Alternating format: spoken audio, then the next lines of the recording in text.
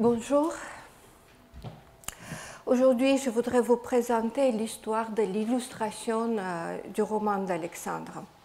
D'abord, je voudrais vous rappeler brièvement le sujet de la conférence précédente. Donc, le roman d'Alexandre a été traduit en arménien dès le 5e siècle.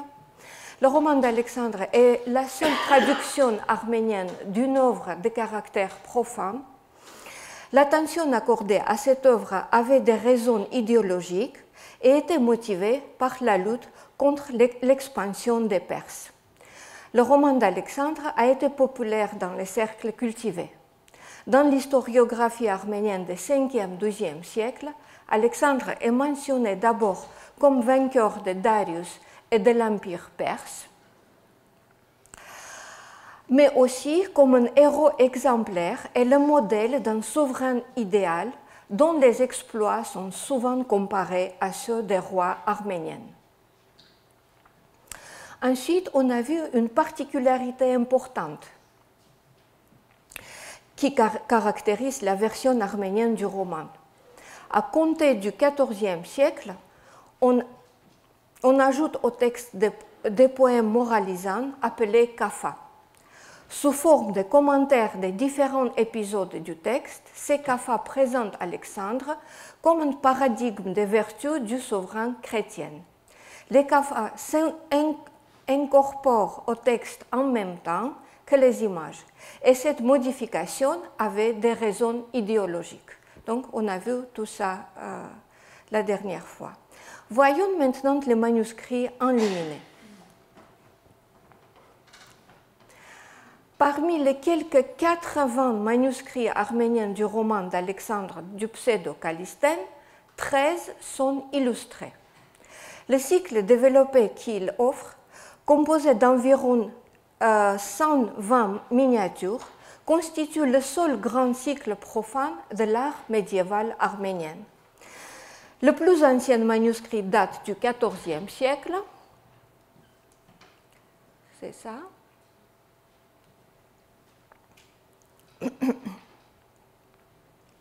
Les autres s'y divisent en deux groupes chronologiques. Le premier remonte à la première moitié du XVIe siècle, le second se situe à la limite des XVIIe et XVIIIe siècles. Le recours à l'illustration du roman de manière non continue, que ce soit dans le temps ou dans l'espace, même en tenant compte de la perte éventuelle de certains exemplaires, pose des questions. Je propose d'observer la logique évolutive de l'illustration arménienne du roman d'Alexandre sous le prisme de la dimension politique et à travers des personnages impliqués dans la production des manuscrits. Le roman d'Alexandre était bien connu dans le royaume arménien de Cilicie. Cependant, malgré une riche tradition d'enluminure des manuscrits, il n'y a pas été illustré. À l'apogée de la puissance du royaume, l'art cilicien présente une grande variété d'imagerie royale. Les manuscrits y étaient ornés de portraits des souverains, ceux des familles royales placées sous la protection divine, tous exaltant la continuité dynastique. En même temps, la diffusion du culte du souverain idéal était assurée par l'historiographie et la systématisation des œuvres célébrant la légitimité royale. L'un de ces œuvres est l'homélie pour l'élévation au rang de chevalier des fils du roi Léon II, ouvrage de morale politique du genre des miroirs des princes, composé par Jean de Yerzenka, un des idéologues du XIIIe siècle. Jean de Yerzenka donne la définition du monarque idéal. Il doit régner avec justice, sagesse et piété. Il doit établir la paix et la prospérité. Ces vertus vont apparaître bientôt dans les kapha commentant le roman d'Alexandre. Mais en 1283, Jean de Yerzenka se sert du pseudo-Callisthène pour introduire de longues citations du roman d'Alexandre. Ici, Pour la première fois, le récit acquiert une nuance philosophique et didactique. Pour illustrer ses réflexions sur la dignité royale, Jean de Jersenga choisit le passage où il est question de la temporalité et de la vanité de la vie. Tout est illusoire dans ce monde, car tout sera ruiné par la mort.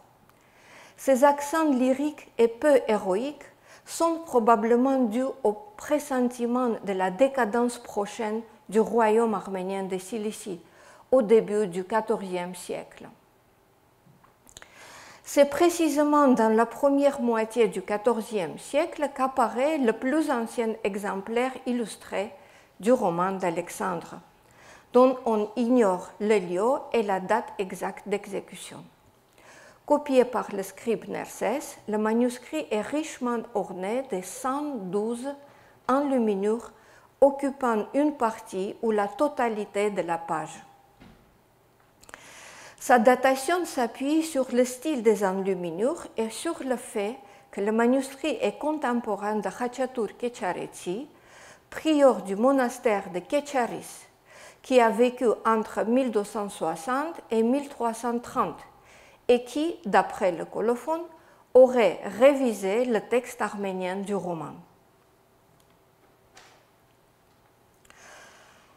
Il y a ajouté également des annexes qui transforment le roman d'un souverain païen en œuvre chrétienne de moralisation, en attribuant à Alexandre des vertus dignes d'un roi chrétien idéal.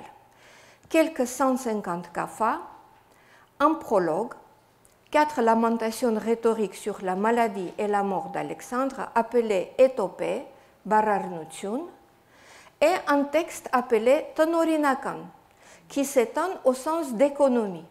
Ce dernier consiste à une liste de 19 points qui trace un parallèle entre la vie d'Alexandre et celle du Christ. D'après Khachatur Kecharetsi, cela montre qu'Alexandre de Macédoine a été le type même et l'image du Christ. Cette typologie insolite suscite de l'embarras chez les chercheurs, au point qu'ils la qualifient de stupide et absurde, notamment Jacobos Tachian qui a employé ce terme. Cependant, les annexes et les colophones de Khachatur seront recopiés dans tous les manuscrits postérieurs. Ainsi, la première illustration du roman d'Alexandre remonte à la révision de Khachatur Kecharetsi et cette révision est contemporaine à la copie de ce manuscrit. Écrit à l'encre rouge autour des images, les kaphas constituent toujours avec elles une unité pour servir à la fois des légendes et des commentaires. Pour mieux comprendre la raison de ces innovations, il est nécessaire d'examiner la création du manuscrit dans son contexte historique. Comme on a vu la dernière fois, il faut placer le lieu de la copie de ce manuscrit au monastère de Gladzor, centre renommé d'enseignement au XIVe siècle. Cette affirmation est basée sur le style des enluminures, sur le lien entre les annexes de Khachatur avec les modèles pédagogiques en vigueur dans cette école monastique. Il faut y ajouter aussi des circonstances historiques qui mettent Khachatur Kecharetsi en relation avec les activités ecclésiastiques et politiques de Gladzor.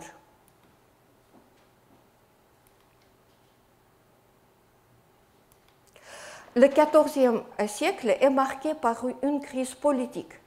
Le royaume arménien de Cilicie tombe en décadence, tandis que l'Arménie majeure est sous domination étrangère.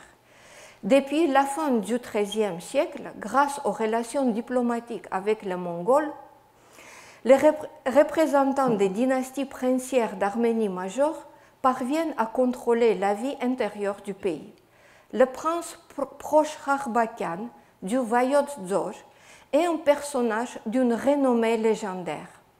Grâce à sa bravoure et au soutien qu'il accorde à la culture nationale, la dynastie va prendre après lui le nom de Proshan. Participant aux campagnes mongoles, vainqueur de l'armée arabe, patron des grands monastères arméniens, il se voit aussi attribuer des exploits épiques.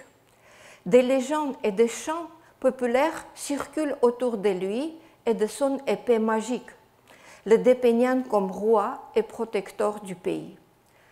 En même temps, par la suite de la pression de l'Église catholique qui prône l'union des Arméniens avec Rome, la protection de l'Église nationale devient une nécessité vitale.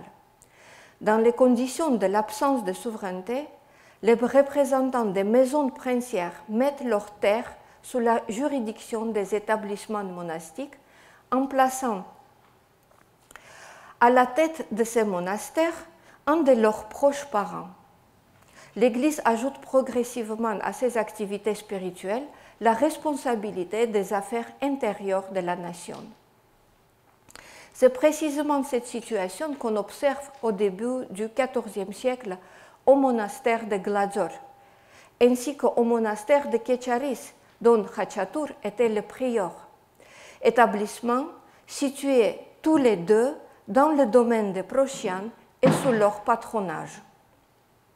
Les activités de Glazor sont étroitement liées à tous les événements importants relatifs à la vie spirituelle, politique et culturelle de l'Arménie.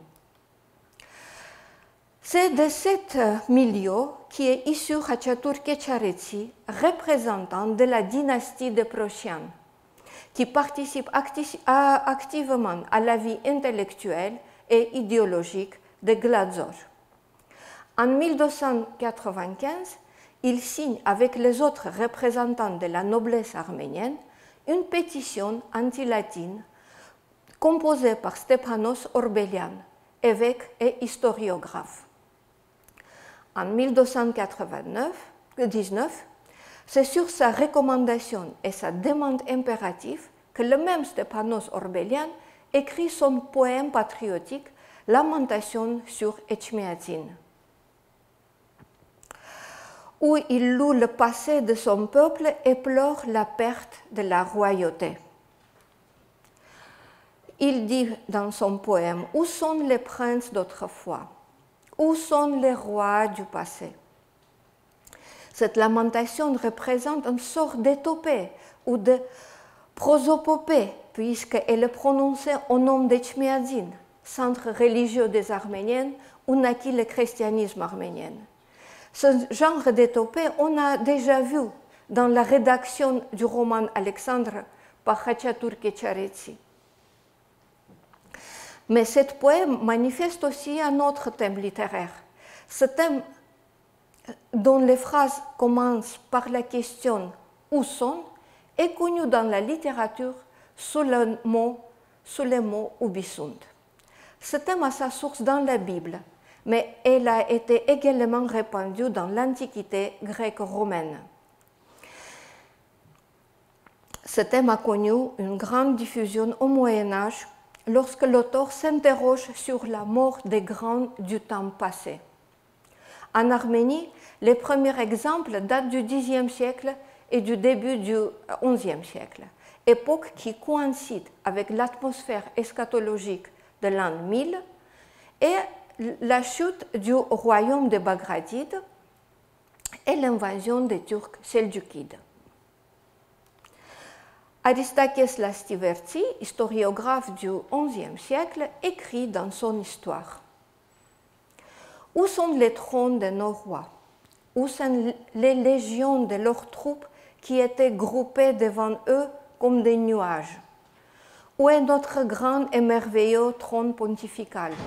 Etc. Aristakès Lastivertsi pleure la perte de la souveraineté nationale. Par la suite, ce thème est repris dans la littérature arménienne au moment décisif de la lutte pour la survie nationale ou la libération de l'Arménie. C'est dans ce même courant que Khachatur Kecharetsi expose ses propres pensées politiques dans son célèbre poème Lamentation sur les princes, où, tout en déplorant le sort de la nation soumise à une puissance étrangère, ils se plaignent qu'il n'existe plus de prince qui puisse guider le peuple. En énumérant les princes d'autrefois, dans l'esprit de Lubicund, Kecharetsi déplore la disparition de ces grands seigneurs.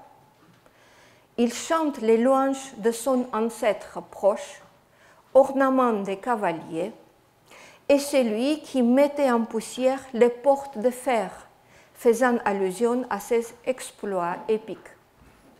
Son poème se termine par une supplication adressée au ciel pour restaurer et exalter, je cite, la couronne et le trône de notre nation arménienne jusqu'à la fin des temps. Telle était l'orientation politique et idéologique de Khachatur Kecharetsi quand il entreprit son travail sur le roman d'Alexandre. Ces kafas reflètent une idéologie royale exprimée avec des intentions didactiques, tout comme Jean de Yerzenka avait récemment procédé en Cilicie dans son homélie, alors que ces épopées sont écrites dans l'esprit de Lubicund. Son prologue résume l'image idéalisée d'Alexandre, le présentant comme porteur de vertus indispensables pour un souverain: sagesse, courage, gloire et justice. Dans ses annexes, Khachatur Kecharetsi insiste sur le parallèle entre Alexandre et le Christ, roi céleste. Ces deux rois sont unis par la notion de sauveur, l'un pour le salut des hommes et l'autre comme l'image symbolique d'un souverain parfait, figure messianique dont on déplorait la perte dans les milieux politiques. C'est suivant ces parallèles que les enluminures présentent Alexandre trônant en majesté, nimbé et faisant le geste de la bénédiction lors de la réception des offrandes. Ou autour de la table du banquet à Babylone, représentée selon le schéma de la scène. À gauche, vous voyez le banquet d'Alexandre et à droite, la scène d'un évangile exécuté à Gladzor au début du XIVe siècle. L'iconographie de la scène est propre à l'école de l'enluminure de Gladzor. On voit cette même iconographie dans le roman d'Alexandre. Ainsi, l'idéal du roi sauveur est à l'origine de ce parallèle qui, vu à la lumière du contexte historique, ne paraît plus si absurde. Kecharetsi note dans le prologue qu'il a travaillé pour le profit de tous les princes et rois et pour leur fournir un exemple. Ainsi, et selon cet exemple, il convient aux rois et aux chefs d'armée d'être sages et intelligents, afin qu'ils ne perdent pas la couronne et la liberté par ignorance. Les enluminures manifestent avec évidence le désir d'une imagerie royale, à l'exemple de celle des rois ciliciennes à l'apogée de leur gloire. Créée dans les conditions de la chute de la royauté et de l'aspiration au rétablissement de la souveraineté, cette imagerie nourrissait le rêve de la libération nationale et elle a continué à le faire au cours des siècles suivants. On verra par la suite que les manuscrits illustrés du roman d'Alexandre apparaîtront après les différentes tentatives pour rétablir le pouvoir politique. Après le seul manuscrit du XIVe siècle et l'absence de copies au XVe, le XVIe siècle est représenté par une série de 5 manuscrits enluminés. C'est le catholicos Grigoris Ier d'Artamar qui reprend le sujet.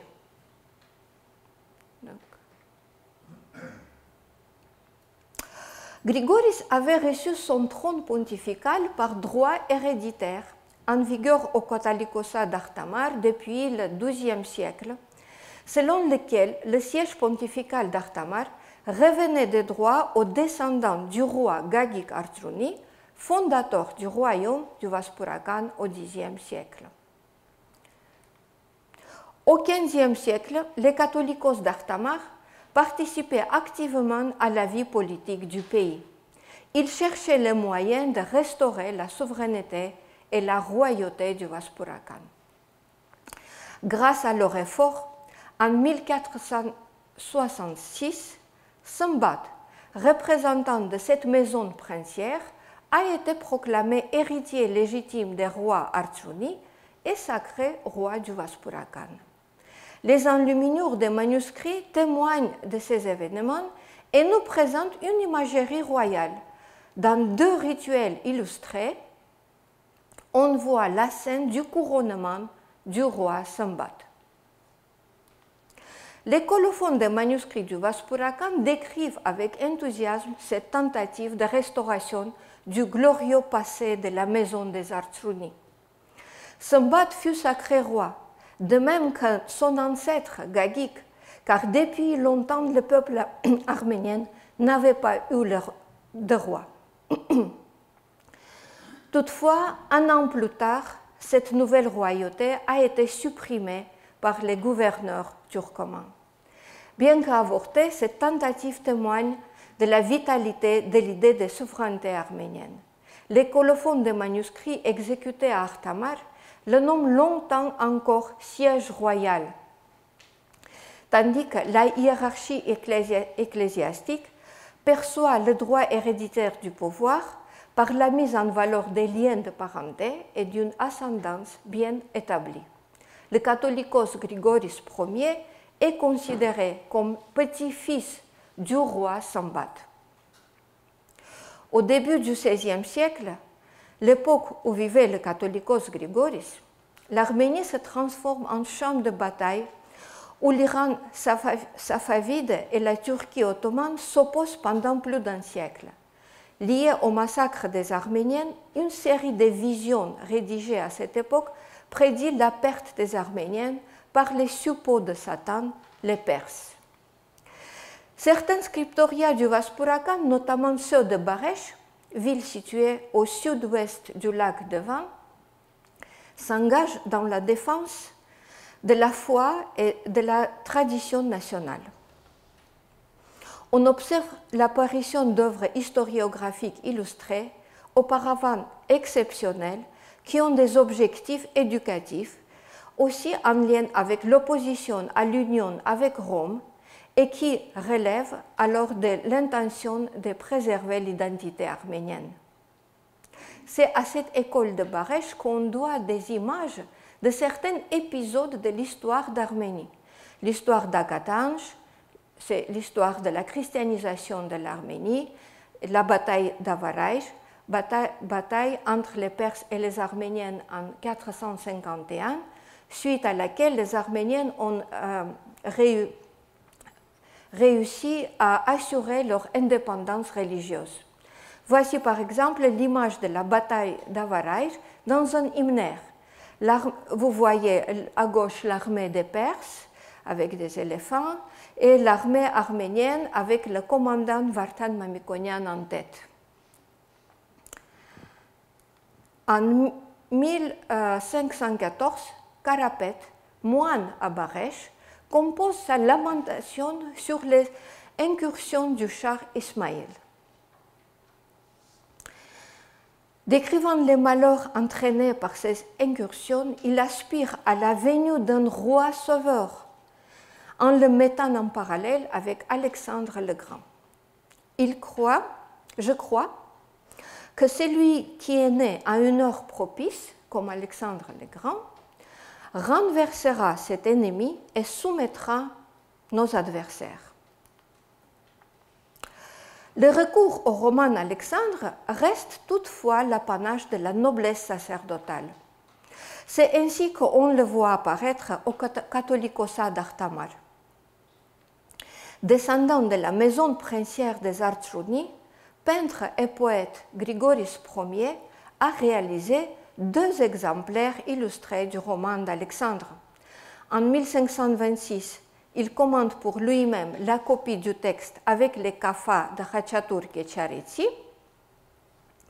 dont il a conservé la couleur rouge, pour décorer ensuite le manuscrit de plus de 100 enluminures et y ajouter ses propres kafas. Pour les distinguer de ceux de Ketcharetsi, il les a signés et les a écrits à l'encre verte. Une fois de plus, la composition des kafas coïncide avec la création d'images, confirmant la corrélation et la nécessité de cet ensemble lors de la production d'une imagerie royale. Dans ces illustrations, il introduit cette image originale des bucéphales, composée de plusieurs corps, animalières et humaines. Ce procédé a été élaboré dans l'enluminure arménienne entre le XIIIe et le XVe siècle. Mais pour l'illustration du roman d'Alexandre, il a été employé pour la première fois par Grigoris Artamartsi. Plus tard, il se retrouve dans la miniature persane de l'époque safavide, des XVIe-XVIIe siècles, y compris l'illustration de l'histoire d'Alexandre le Grand, Iskandar, dans le manuscrit du Shahnameh. En 1536, Grigoris reprend ce travail en apportant de la variété au cycle illustratif. Les deux copies de Grigoris se trouvent dans les recueils comprenant des écrits philosophiques et didactiques et elles contiennent des annexes de Khachatur Ketcharetsi ainsi que son colophone. De nouveau, l'illustration du roman d'Alexandre donne lieu à une exploitation politique et son langage symbolique permet d'assouvir la nostalgie d'une propagande royale.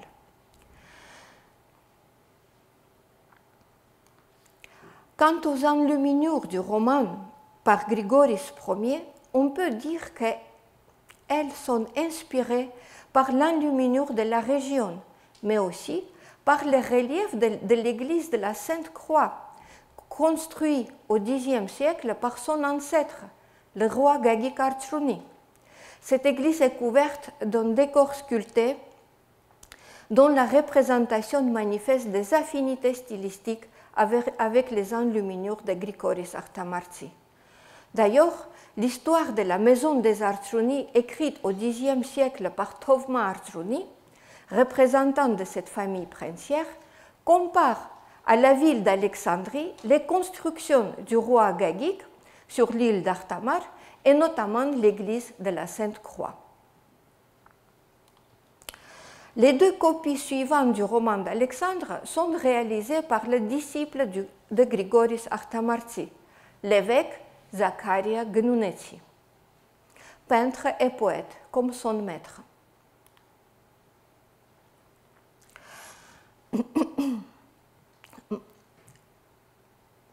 Le manuscrit de 1538 est copié à Rome pour son usage personnel.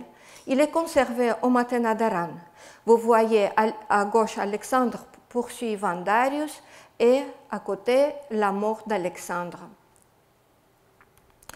Zacharia utilise les rédactions de Khachatur Ketcharetsi et de Grigoris Artamartsi en recopiant leurs kafas.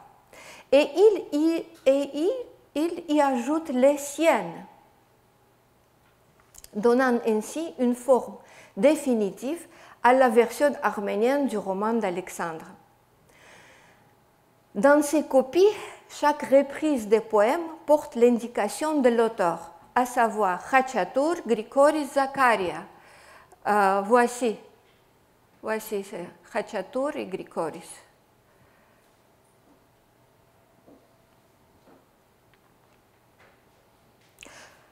Cette enluminure représente le banquet d'Alexandre. Il copie soigneusement toutes les annexes et le colophone final de Khachatur Ketcharetsi en y faisant ses propres ajouts. Ce qui légitime son initiative, c'est qu'il était porteur de même idée que ses prédécesseurs. il jugeait important de souligner sa noble origine. D'abord, dans un court colophone, où il s'est attribué un lien de parenté avec Khachaturi Kecharetsi et sa lignée, et ensuite dans le colophone final, où il a accentué sa parenté avec la dynastie des Procianes, et noté qu'il avait travaillé pour la gloire de ses nobles frères parons, ce que signifie prince séculier, et de ses ancêtres de la famille des Procianes.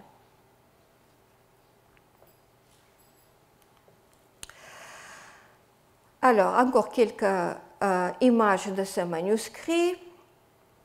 Vous voyez Alexandre sur les bords du fleuve Sidnos. Ensuite, une scène de bataille.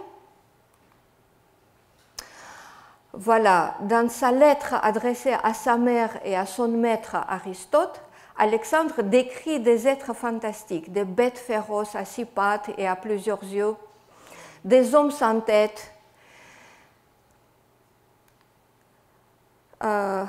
Il a vu un crabe gigantesque qu'il décrit dans ses aventures quand il était au pays des bienheureux. Et ça, c'est le deuxième manuscrit de Zaccaria Gnunetsi qu'il a exécuté en 1544 à Constantinople pour le patriarche Astvatsatur. Ce manuscrit est conservé à Manchester. Voilà, le mage, vous voyez, le mage égyptien Nectanebo. À côté, Nectanebo et Olympias. Le présage du destin d'Alexandre et la mort de Nectanebo. Dans ce manuscrit se trouve l'image de Bucéphale représentée comme un cheval dont la figure est composée des corps animalières et humaines. On voit donc le même procédé élaboré par Grigoris Artamartsi, mais dans un style différent. On passe à un autre auteur. Le début du XVIe siècle est également marqué par une vague de littérature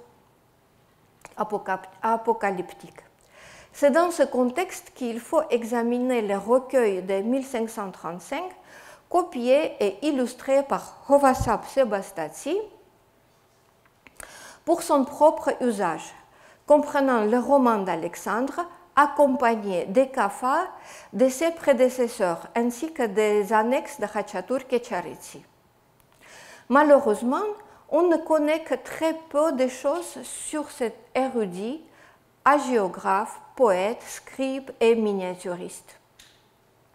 Ses œuvres de caractère philosophique et didactique sont centrées sur la géographie et l'histoire nationale. Elle consiste en chronique des rois arméniennes, collection des visions eschatologiques, vie des scènes nationaux, toutes relevant du pathos patriotique.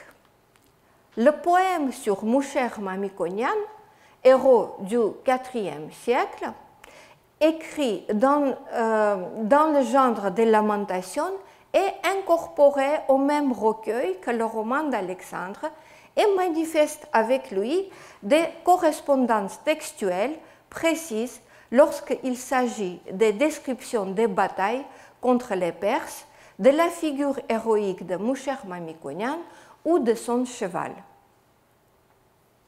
Il avait un cheval fugueux comme lui, le repos lui était inconnu, etc., etc. À l'instar du roman d'Alexandre, le poème est doté d'enluminures où les scènes de bataille sont inspirées des illustrations du roman d'Alexandre. Ainsi, le roman d'Alexandre devient un moyen d'évocation du passé glorieux et en même temps, il revêt une nuance politique spéciale de libération nationale. Le dernier groupe de manuscrits illustrés remonte à la deuxième moitié du XVIIe et au début du XVIIIe siècle. 3 manuscrits proviennent de Constantinople. 3 sont exécutés à la Nouvelle Julfa, faubourg arménien d'Isfahan, en Iran, et un manuscrit a une provenance contestée. Au XVIIe siècle, l'Arménie est partagée entre l'Empire ottoman et l'Empire perse des Safavides. Après la déportation de la population arménienne de la vallée de l'Arara en Iran, sous l'ordre de Shah Abbas Ier en 1605, une communauté très importante est fondée à la Nouvelle Julfa, faubourg arménien d'Isfahan. Les Khodia, marchands arméniens de la Nouvelle Julfa, se font mécènes de la culture arménienne où l'art du livre tient un rôle prépondérant. Ce sont eux qui fondent les premières imprimeries arméniennes à Venise en 1512 et à Amsterdam en 1658 et à la Nouvelle Julfa en 1630, dans le but d'éduquer le peuple et de sauvegarder son identité nationale.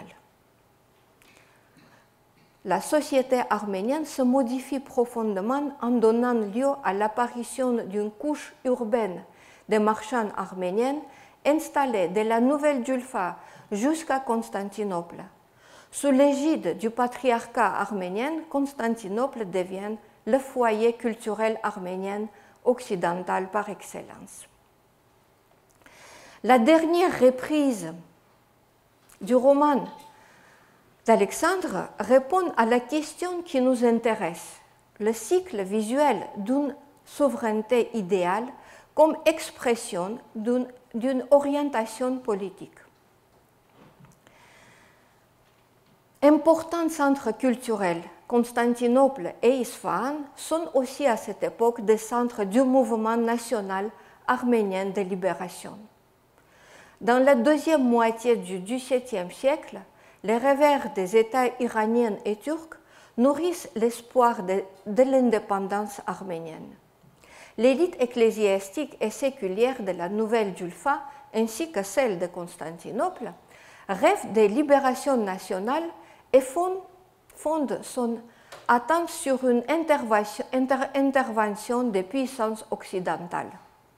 Elle s'imagine que ce recours permettait aux chrétiens de se soulever contre le joug musulman et de restaurer le royaume d'Arménie sous l'égide d'un monarque étranger. Après un concile secret réuni en 1677 par le catholicos de Tchmiadzin Jacob Djouraïti, elle déploie des activités à Constantinople et ensuite en Occident. L'un des protagonistes de cette entreprise, un jeune noble, Israël Hori, entreprend un long périple afin d'intéresser les États européens au sort de l'Arménie. Après avoir passé 6 ans dans l'armée française, il plaide la cause de sa nation auprès du prince électeur du Palatinat, du pape de Rome, de l'empereur d'Autriche, du duc de Toscane. Sans succès en Europe, il se tourne vers le tsar Pierre Ier de Russie, au service duquel il conduit une mission diplomatique à Isfahan au début du XVIIIe siècle. La création des nouveaux manuscrits enluminés du roman d'Alexandre coïncide avec ce mouvement de libération nationale. L'esprit héroïque du roman inspire les combattants. Yephrem Kapansi, patriarche de Constantinople, disciple du catholicos Jacob Djouraïti, historien, musicien, érudit polyglotte, mécène et surtout ardent défenseur des intérêts nationaux, devient commanditaire de 2 exemplaires illustrés du roman d'Alexandre. Parmi les commanditaires des manuscrits d'Isfahan, un seul est connu, c'est Avetik Djouraïti, porteur du titre de Paron, prince séculier, et d'après les colophones, homme plein de sagesse et de connaissances. le souvenir de la domination parfaite d'Alexandre correspondait le mieux possible à l'utopie d'une royauté parfaite. Avec son cycle iconographique, le roman d'Alexandre, œuvre autrefois élaborée par les partisans de l'indépendance, devient le symbole de la propagande de la libération nationale. L'idée d'un roi sauveur reste toujours vivante dans les milieux populaires et monastiques. La poésie de cette époque nous présente plusieurs lamentations anonymes, comme celle-ci, sur les rois d'Arménie. Où sont nos princes? Nous n'avons plus ni roi ni soldats valeureux. L'auteur énumère les princes de jadis, le puissant et grand roi Tiridate. Il s'agit de Tiridate le Grand, sous lequel l'Arménie devient un État chrétien. Le brave Moucher, il s'agit de Moucher Mamikonian, qu'on a vu tout à l'heure, et Gaïl Vahan. Vahan le loup, héros du 5e siècle, neveu de Vartan Mamikonian. Dans les colophons des manuscrits arméniens de cette époque, les scribes prient Dieu non seulement de protéger le trône patriarcal, mais aussi de restaurer le sceptre royal d'un roi, qui guiderait le peuple arménien vers l'union et la sécurité. Il mentionne très souvent la royauté de la nation arménienne qui est altérée et invisible.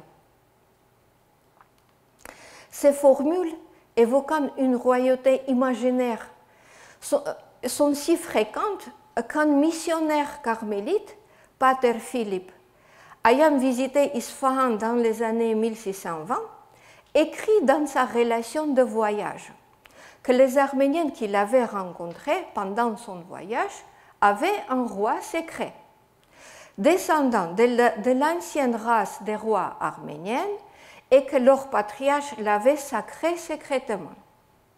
Et il y a peu de personnes qui le sachent.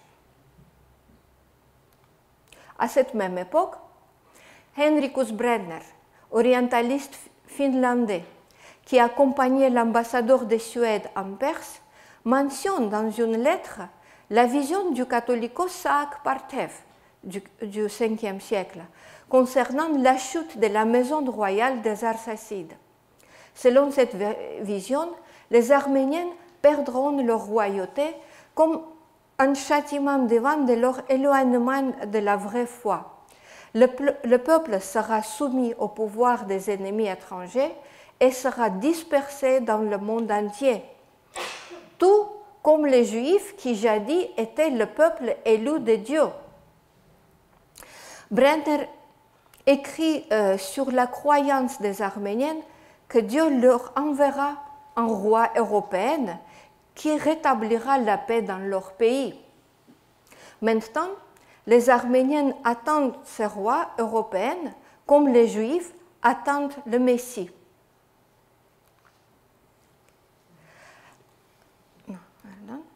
La mention d'un roi sauveur venu d'Europe est sans doute due à la figure d'Israël Uri et à ses activités. Ce qui donnait de l'assurance et de la décision aux actions d'Israël Uri, c'était sa noble origine. Il se proclamait descendant de la famille de Prochian, dynastie mentionnée plus haut, et donc héritier légitime de la responsabilité des affaires de la nation. Dans sa lettre en latin adressée en 1701 à Pierre Ier, dans l'espoir de placer le salut des Arméniens et de tous les chrétiens sous la protection du tsar russe, Israël Uri exprimait le rêve des Arméniens d'avoir un roi sauveur et évoquait une prophétie à laquelle croyait son peuple. Un roi puissant va venir, plus puissant qu'Alexandre le Grand. Il va prendre en main le royaume d'Arménie et il va rétablir la liberté des chrétiens. On a toujours cru à cette prophétie et on y croit avec conviction jusqu'au présent. Je conclus. Depuis le 5e siècle, après la chute du royaume arménien en 428, la fonction du personnage d'Alexandre, symbole de la lutte contre le monde perse et image d'un roi idéal, répondait aux aspirations des hommes à la restauration d'une souveraineté originelle et à une domination parfaite qui apporterait la paix et la justice. Le cycle iconographique du roman d'Alexandre devient l'une des expressions symboliques de ce rêve. La répartition des manuscrits illustrés dans leur contexte historique laisse supposer que chaque reprise suit le changement d'orientation politique de son époque, soit la chute de la royauté, comme au XIVe siècle, et plus tard les tentatives pour rétablir le pouvoir royal arménien. Ces tentatives sont également le résultat de la lutte contre les tendances pro-latines, quand l'Église arménienne oppose ses plans politiques à l'idéologie de Rome et à l'illusion que la papauté aiderait les Arméniens à conquérir leur liberté.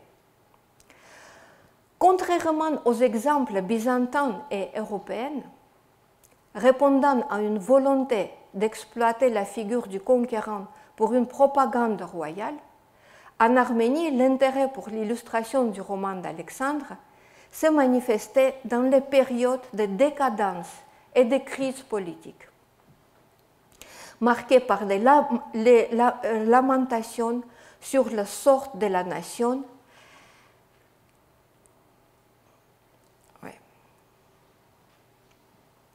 Les circonstances historiques.